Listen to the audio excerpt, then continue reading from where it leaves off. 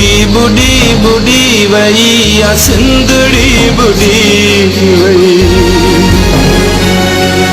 C मारुन जगोड़ा दी जिंदड़ी बुढ़ी वही बुढ़ी बुढ़ी बुढ़ी। करमपुर ऐं बरपासे में कुदरती आफ़त चौमासे जी बरसातुनि सबबि घर ॾियणु फ़सुल तबाह ऐं चौपायो माल वरण जी सूरत में लखे माण्हू मुतासिर थिया आहिनि, जिते ॿोल मुतासिर माण्हुनि खे तुर्त रिलीफ ॾियण लाइ हुकूमती इदारनि खे पहुचणो हो, से अञा ताईं अवाम जे आंजनि जी दाद रसी न करे सघिया आहिनि।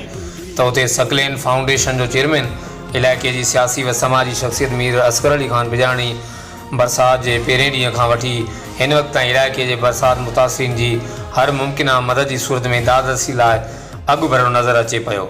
सकलेन फाउंडेशन जे चेयरमैन मीर असगर अली ख़ान बिजाणी मुख़्तलिफ़ ॻोठनि समेत इलाइक़े जे बरसात मुतासिरीन जी ख़िदमत में वसां नाहे घटायो। सकलेन फाउंडेशन तरफ़ां मुतासिर थियल समें ॻोठाणनि खे पहिरें मरहले में रोक रक़म ऐं पकल खाधो ॾिनो वियो, जॾहिं ते ॿिए मरहले में खीमा थांव ॾिना विया, जॾहिं ते टे मरहले में खीर जूस बिस्किट कपिड़ा पको पाणी अटो चांवर गेहू खंड ॿारनि लाइ भुॻड़ा चिप्स ऐं ॿियो सामान पिणु ॾिनो वियो।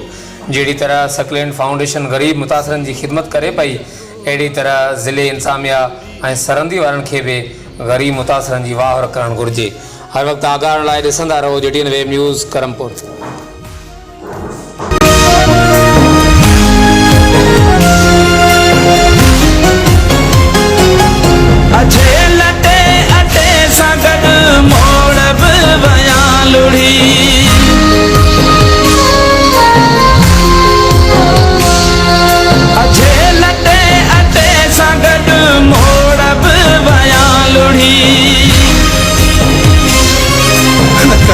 रात लगनी हुई सा मेंदड़ी बुढ़ी वही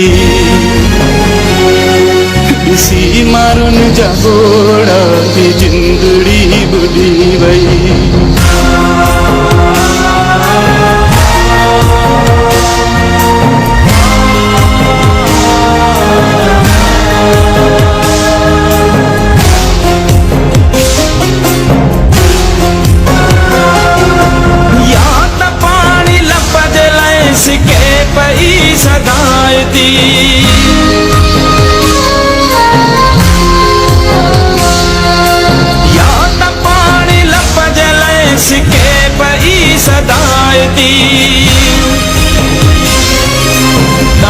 जी जा हुई संदस संदूकड़ी बुढ़ी वही।